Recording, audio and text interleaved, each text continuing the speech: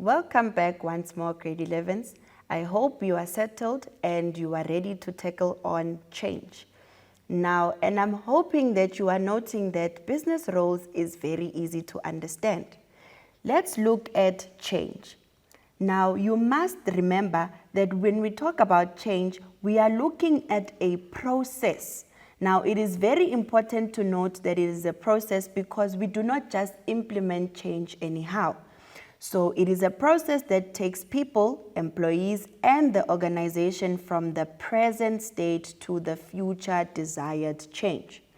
Now, there are two different causes of change, which is internal and external.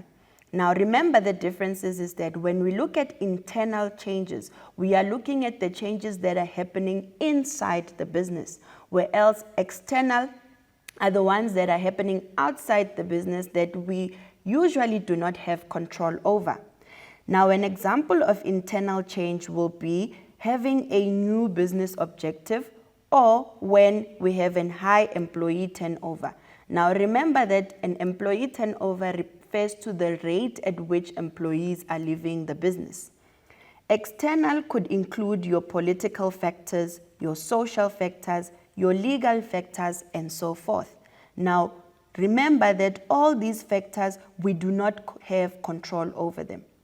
Now, the major changes that we can come across is unemployment, retrenchment, globalization, and affirmative action. Now, let us look at them in detail. When we deal with globalization, firstly, before you can know how to deal with globalization, you must remember what it means. Remember that when we talk about globalization, we are referring to trading with other countries.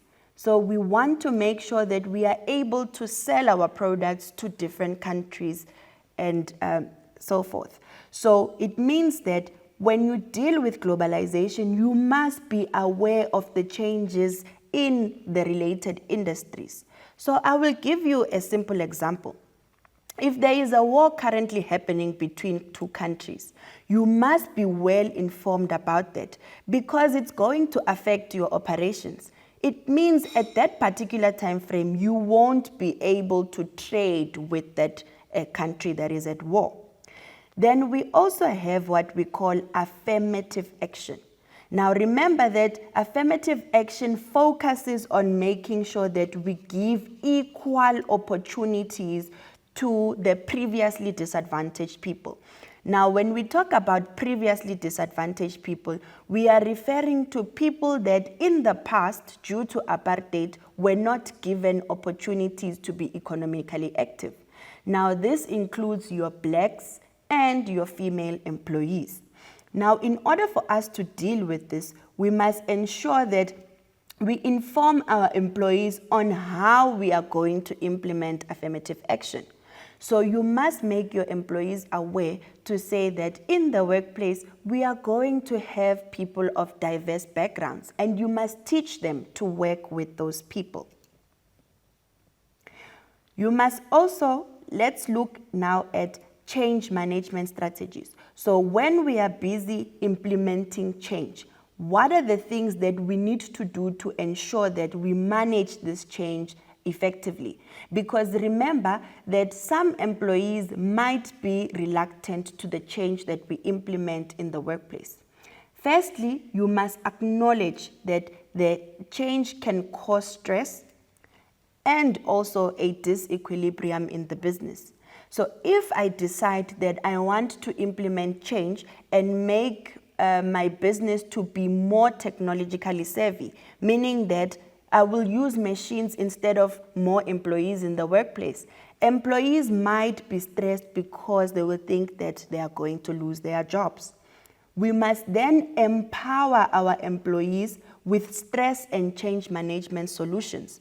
So we will make them feel at ease to show them that the change is a positive impact for the business. We must also engage our employees in the process of change.